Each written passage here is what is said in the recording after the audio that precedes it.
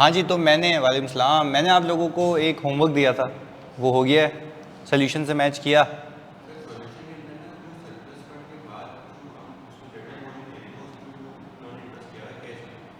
चलो अभी देख लेते हैं, अभी कर लेते हैं, आ जाएं, इसको रिजॉल्व करते हैं मसले को, देखते हैं कि आपने क्या किया और करना क्या चाहिए था। आ जाएं। हमने कहा Aslam limited obtained a loan of ₹1.5 million on January 1, 2024 for the purpose of construction of a manufacturing plant. अच्छा, ये कौन सी बोरिंग है? Very good, specific boring. ये आ गया हिसाब किताब। Loan carries a interest of 12% per annum, यानी सालाना इंटरेस्ट चाहिए। इसके बाद सरप्लस फंड्स कितने पे इन्वेस्ट किए जाते हैं? ऑन जनवरी 1, पहली जनवरी को उसके पास एक रनिंग फाइनेंस फैसिलिटी भी अवेलेबल है। क्या इसके ऊपर सूद लगना शुरू हो जाएगा या जब निकालूंगा? Very good. Carrying a markup of 13% per annum. Okay जी। Interest and entire loan will be repaid together after 3 years. Construction of a manufacturing plant was outsource to Abbas limited, a well known constructor. और payment की terms ये दी हुई हैं। अच्छा, अगर मैं यहाँ पे फोकस करूँ तो मैंने जनवरी में लोन लिया है, तो आप मुझे बताएं, ये आ जाएगा आपका कौन सा बैलेंस? Cash balance. और इधर हमारे पास आ जाएगा लोन बैलेंस। अच्छा, पैसा कब लिया है बैंक से? 2024। अच्छा, ये हम अगर पूछें आपसे तो कितना बैलेंस है?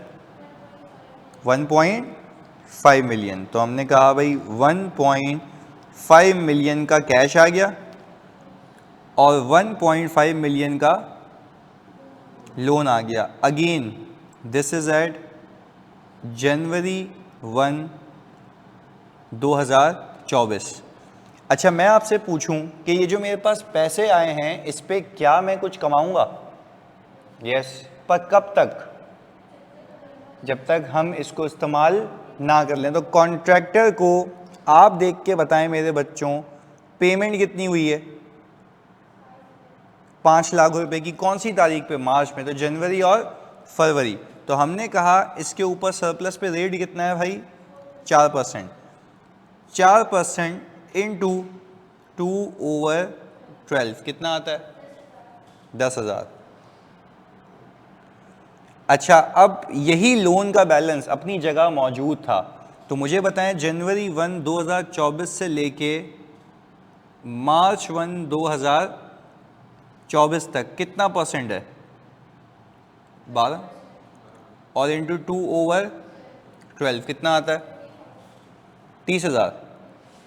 अच्छा, मैं आपसे पूछता हूँ, ये 30,000 रुपये का इंटरेस्ट क्या मैं बैंक को दूंगा? यस। पर क्या ये एसेट का पार्ट बनेगा या एक्सपेंस? क्योंकि एसेट मौजूद ही नहीं है, तो डायरेक्टली एट्रिब्यूटेबल किसको कहोगे? चलें, ये भी बात समझ आती है। फिर हमने कहा ये जो 1.5 मिलियन है, सही जी, इस 1.5 मिलियन पे 4% लगाया, 2% की इनकम भी आई है। क्या ये एसेट की कॉस्ट की बचत है या जेन्युइन इनकम है? जेन्युइन इनकम है, क्योंकि भाई एसेट मौजूद ही नहीं था, तो मैं क्या कैसे कह सकता हूँ कि ये एसेट की कॉस्ट को रिड्यूस करेगा? एग्रीड? ये दोनों बातें समझ आती हैं। अच्छा, फिर हमने कहा यहाँ पे मार्च 1, 2024 को हमने एक बंदे को पैसे दिए, वो कौन है? कॉन्ट्रैक्टर। कितने पैसे दिए थे? 5 लाख रुपए।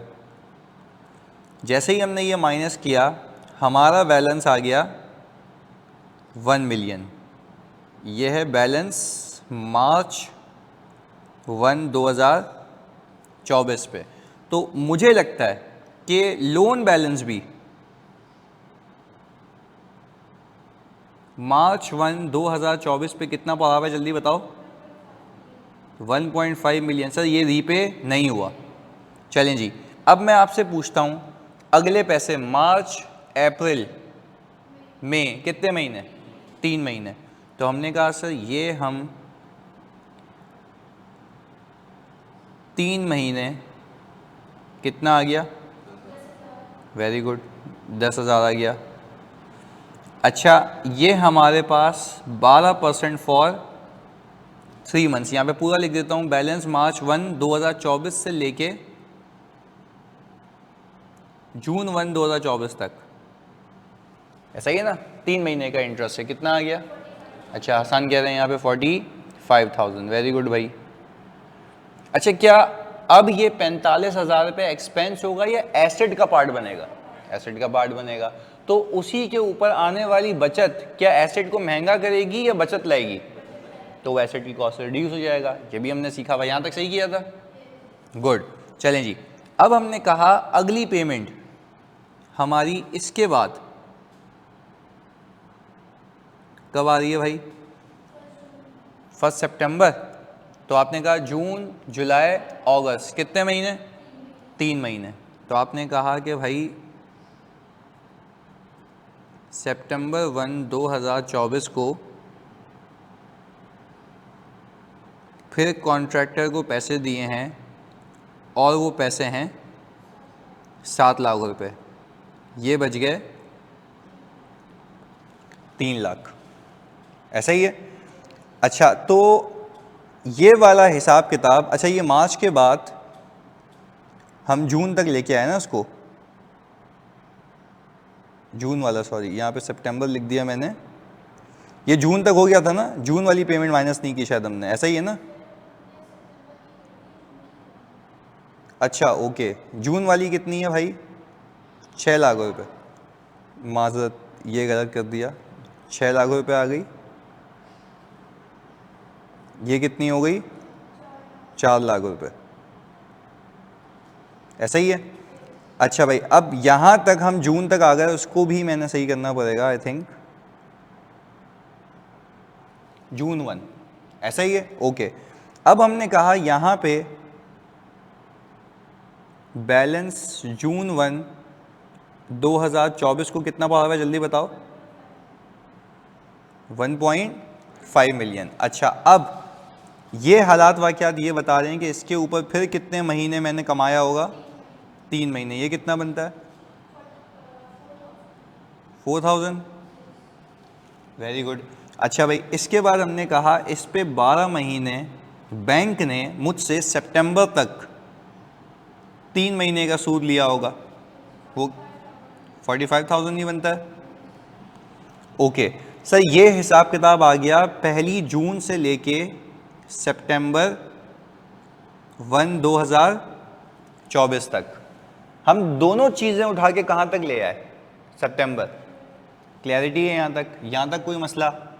क्लैरिटी है? ओके। अब हमने कहा हम इसको आगे लेके चलते हैं। अब हम यहाँ पे कह रहे हैं कि बैलेंस एज एट सितंबर 1 हमारे पास कितना पड़ा हुआ था? 4 लाख रुपए, ये कैश बैलेंस है। और बैलेंस एज एट सितंबर 1 2024 पे लोन कितने का था? 1.5 मिलियन का। ये दोनों अपने हिसाब से चल रहे हैं, यहाँ पे लिख देते हैं हम। यहाँ पे ये कौन सा बैलेंस है? कैश बैलेंस, और ये है लोन बैलेंस। ये दोनों अपने हिसाब से चल रहे हैं। अच्छा, इस दिन के ऊपर मैंने कॉन्ट्रैक्टर को पेमेंट की है, ये डेट कौन सी है? 2024, यही था हिसाब किताब। अच्छा, इस दिन पे मैंने आई थिंक पेमेंट की है 7 लाख रुपए। अच्छा, जो ये 7 लाख रुपए पेमेंट की है, इसमें से 4 लाख रुपए तो ज़ीरो हो गए, सही है ना?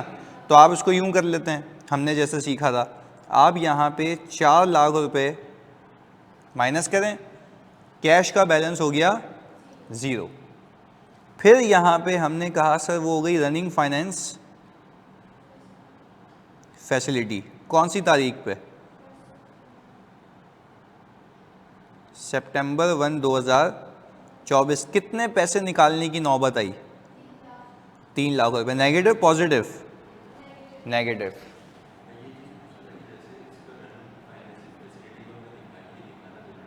दिखाना ज़रूरी है ना, क्योंकि अब नहीं ना, उसने दिखाई होगी ना, उसने 7,00,000 रुपए माइनस किया होगा। हाँ, तो 7 लाख जब उसने डायरेक्ट माइनस किया तो टेक्निकली उसने 4 को 0 कर दिया। नहीं, हाँ डायरेक्ट कर सकते हैं, ये तो मैं अच्छी उसकी प्रेजेंटेशन के लिए करता हूँ। डायरेक्ट 7,00,000 रुपए माइनस करें, 4 0 हो जाएगा, 3 नेगेटिव बच जाएगा। 3 negative itself is a deficit balance. Clarity है? तो ये बात समझ आती है। अच्छा, अब मुझे एक बात बताएं, ये कहानी अब अगली पेमेंट कब जा रही है?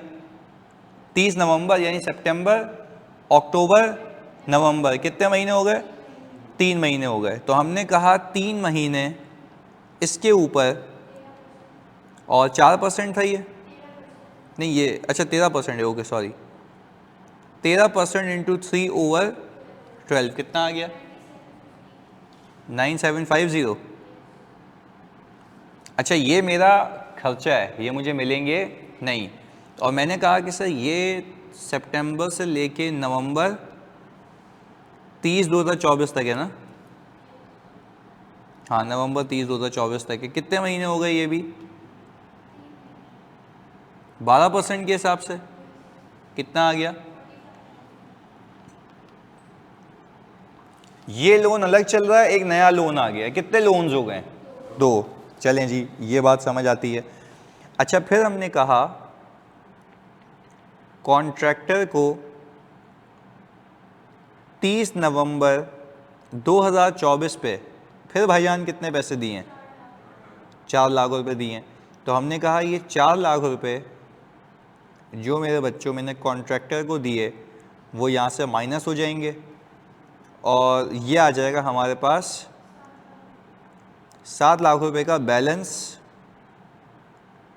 एज ऑफ 30 नवंबर 2024। और यहाँ पे भी अगर मैं लिख दूँ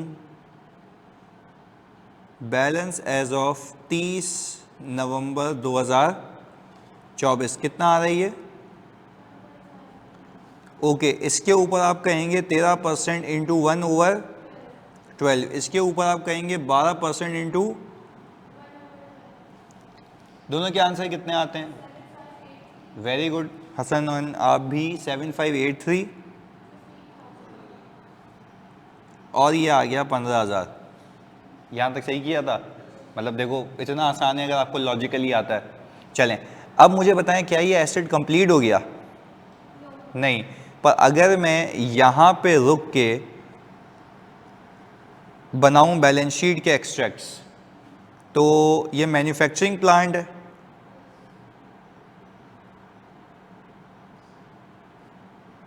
सर मैन्युफैक्चरिंग प्लांट के आगे क्या ये लिखना लाजमी है? यस सर, बिल्कुल लाजमी है। कैलकुलेटर आपके पास होना चाहिए। जल्दी से मुझे सारे बच्चे बताओ। अच्छा, ऑनलाइन में सिर्फ हसन बता रहा है भाई, बाकी भी तो बच्चे बैठे हुए हो यार, बाकी भी तो बताओ ना जानी। हाँ जी, इलियास, इन्फिनिक्स, किरण, इन्फिनिक्स तो क्या नाम नहीं हो सकता, मोबाइल है, बट फिर भी बताओ यार। अच्छा भाई, तो हमने ये कहा अब अगर हम हाईलाइट करें तो पहले कॉन्ट्रैक्टर को ये पैसे गए 5,00,000 रुपए, फिर 6,00,000 रुपए, फिर 4,00,000 रुपए, फिर 3,00,000 रुपए और फिर 4,00,000 रुपए। तो ये कितना आ गया टोटलिटी में? 2.2 मिलियन। हमने कहा पहले तो मैंने यहाँ पे लिख दिया 2.2 मिलियन कॉन्ट्रैक्टर को जा चुके हैं। अच्छा, एक फजूल सवाल कर रहा हूँ, सर आपने बैंक से लोन तो 1.5 मिलियन का लिया था, तो फिर 2.2 मिलियन? सर जनरल बोरिंग भी तो की है ना सर। जी मुबीन, पूछें सवाल पूछें।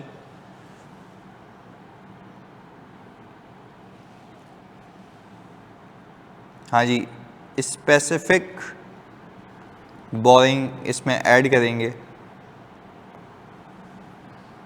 इसको यहाँ रखते हैं। और हमने कहा ये है कॉन्ट्रैक्टर को दिए गए पैसे, फिर हमने कहा स्पेसिफिक बोरिंग इंटरेस्ट। हाँ जी मुबीन, जब तक आप पूछें।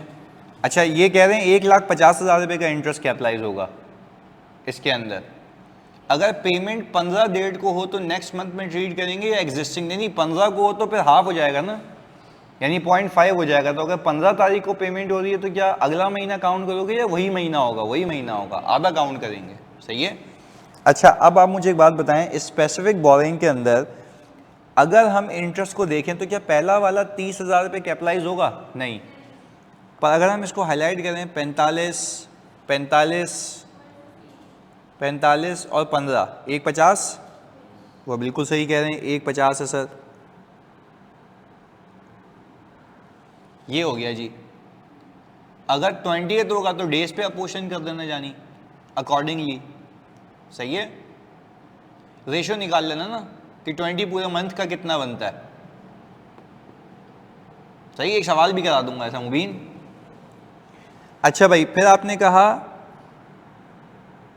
सेविंग्स। ओके, सेविंग के अंदर क्या ये 10,000 रुपये जो पहले वाले हैं वो आएंगे? नहीं। क्या ये 10 आएंगे?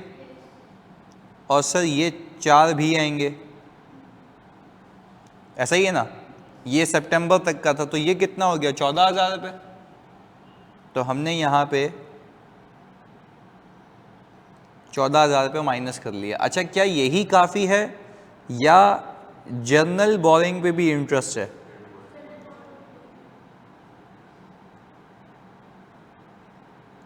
अच्छा मेरे बच्चों, जो जनरल बोरिंग के ऊपर इंटरेस्ट है वो कितना है भाई? आपने कहा 9750 और 7583।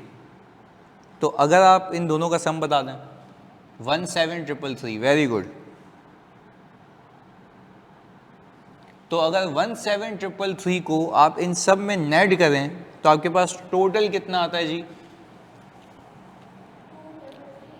2353,333।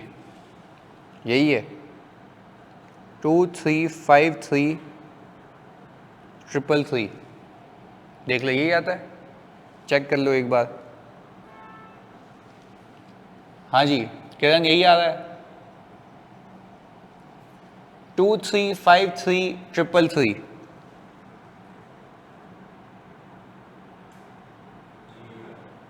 यही आता है। Very good. चलें जी, ये हो गया हमारा पहला साल और ये बैलेंस शीट बन गई एज ऑफ 31 दिसंबर 2024। सर हमने इसको डेप्रिशिएट क्यों नहीं किया? हाँ जी, डेप्रिशिएट क्यों नहीं किया इसको? सर अभी तक कंप्लीट नहीं हुआ। अच्छा, अब हम अगर अगले साल में एंटर हो जाएं तो आपको क्या लगता है जी?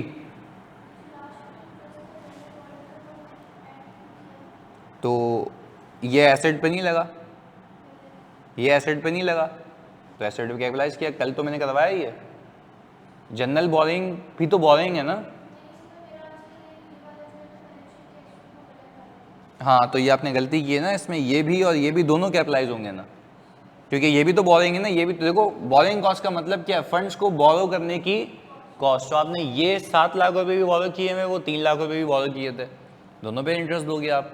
सही है। और कब तक दोगे? जब तक एसेट कंप्लीट ना हो जाए तब तक कैपिटलाइज होगा। अच्छा, अब हम अगले साल मूव कर जाते हैं। आ जाओ भाई, नेक्स्ट ईयर मूव कर जाते हैं। तो नेक्स्ट ईयर हमारा कौन सा है? 2025।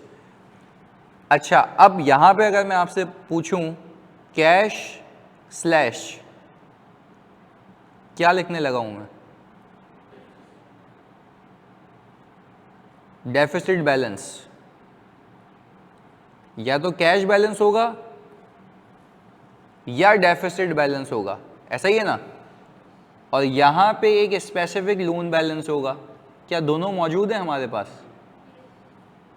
अच्छा, मैं अगर आपसे पूछूं कि सर मुझे ये बताएं कि जनवरी 1, 2025 में कैश का बैलेंस है या डेफिसिट है?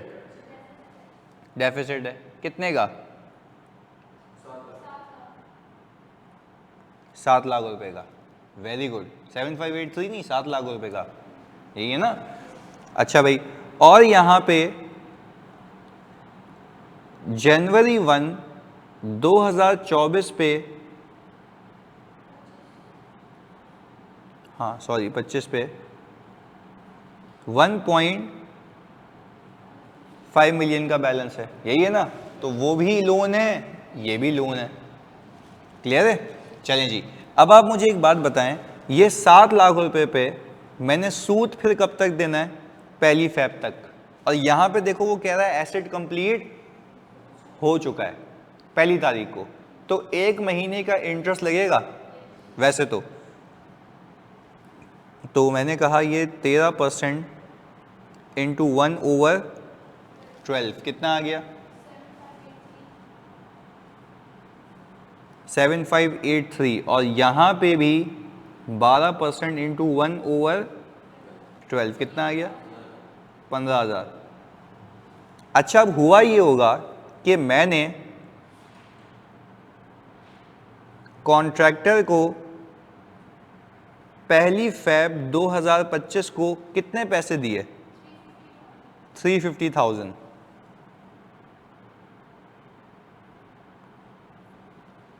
तो ये कुल मिला के हो गया 1050,000,000। अच्छा, और फिर यहाँ पे अगर मैं कहूँ यह आ गया बैलेंस एज ऑफ Feb 1 2025, और यहाँ पे अगर मैं देखूँ तो यहाँ पे भी आ गया बैलेंस एज ऑफ Feb 1 2025। कितने का बैलेंस है ये?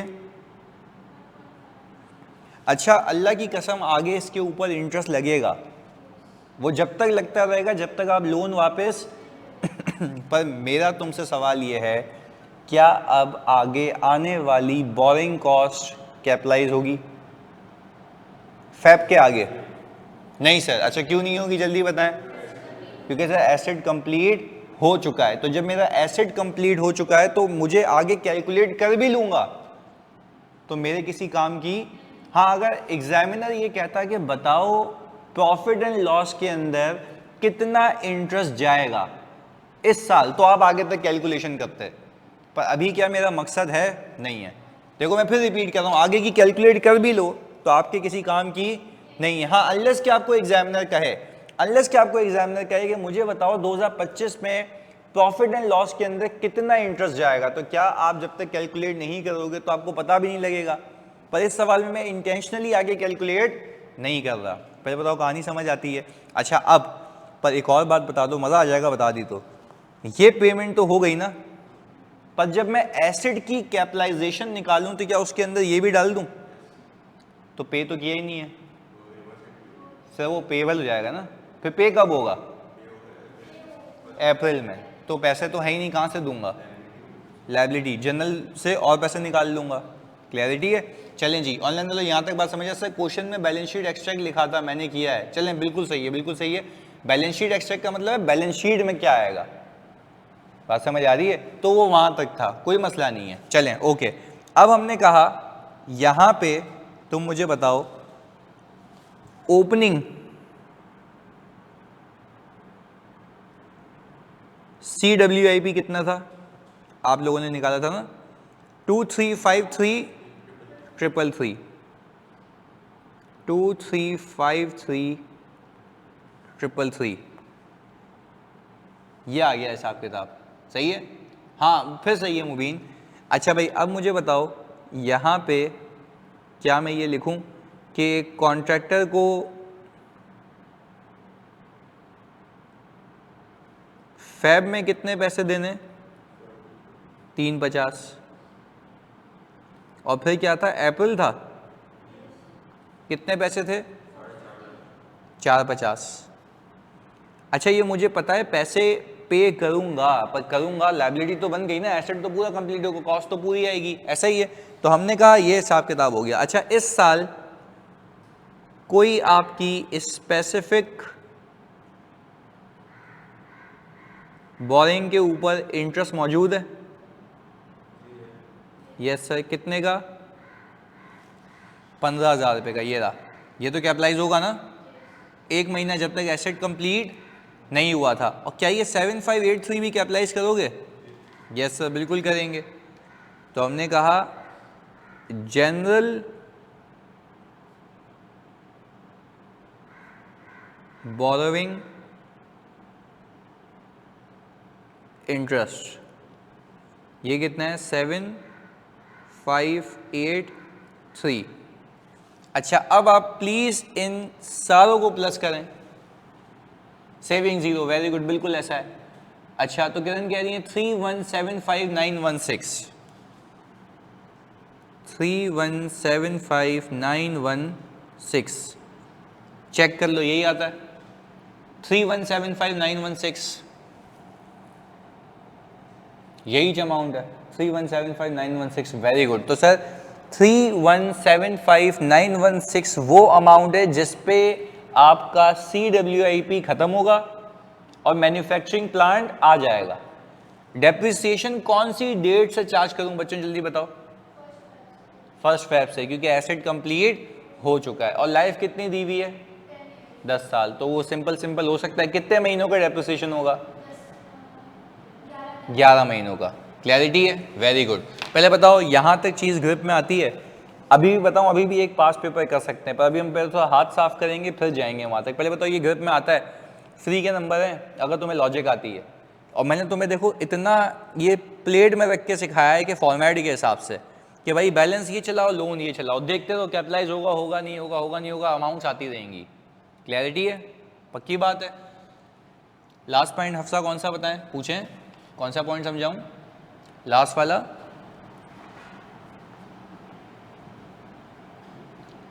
कौन सा? ये कैलकुलेशन पूछ रही है ये वाली? ओके अच्छा देखो, हमने 2024 तक हफ्सा कितना एसेट पे पैसा लगा दिया था इंक्लूडिंग बोरिंग कॉस्ट, लिख के बताएंगे आप। इंक्लूडिंग बोरिंग कॉस्ट एसेट के ऊपर कितना पैसा लगा दिया था हमने, ये बताएं। 235333 ये लगा दिया था हमने, ये आ रही अमाउंट, ये वाली, ऐसा ही है। अच्छा फिर इस साल 2025 में मैंने कॉन्ट्रैक्टर को ये पैसे देने और ये पैसे देने, ये दो बातें हो गई। फिर मैंने कहा मैंने स्पेसिफिक बोरिंग पे इस साल पैसे तो आगे तक देने पर वो कैपिटलाइज नहीं होंगे, क्योंकि कब तक कैपिटलाइजेशन होती है? जब तक एसेट कंप्लीट ना हो जाता। यहाँ पे कंप्लीट हो गया और same is the case with this. अब इसके आगे फैब के आगे 1,50,000 रुपये और इंटरेस्ट लगेगा, पर वो कहाँ जाएगा? एक्सपेंस में, वो कैपिटलाइज नहीं होगा। क्लियर है सर? क्या इंटरेस्ट पे इंटरेस्ट लग सकता है? नहीं, ऐसा नहीं होता जानी, इंटरेस्ट पे इंटरेस्ट नहीं लगेगा, बैलेंस पे, लोन बैलेंस पे इंटरेस्ट लगता है। सही है, क्लैरिटी है। अच्छा हफ्सा ये बता दें, ये क्लियर हो गया कि हमने कैसे सम किया है इसको?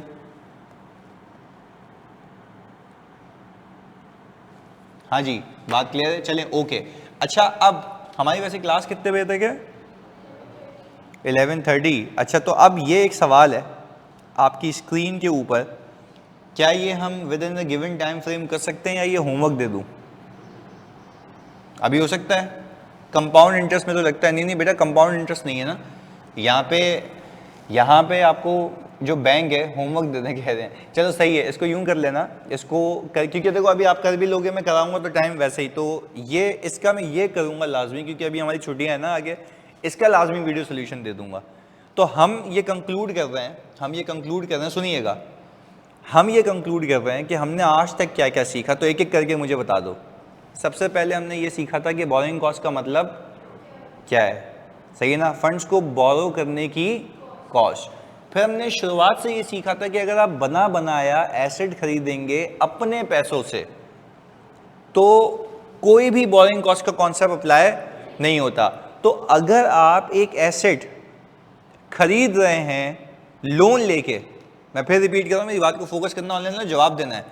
अगर आप एक एसेट खरीद रहे हैं लोन लेके, उसके ऊपर आने वाली कॉस्ट क्या कैपिटलाइज होगी? नहीं होगी। खरीद रहे हैं लोन लेके, खरीद रहे हैं बना बनाया, तो बना बनाया एसेट पे अप्लाई नहीं होता, क्योंकि वो तो रेडी फॉर यूज है ना।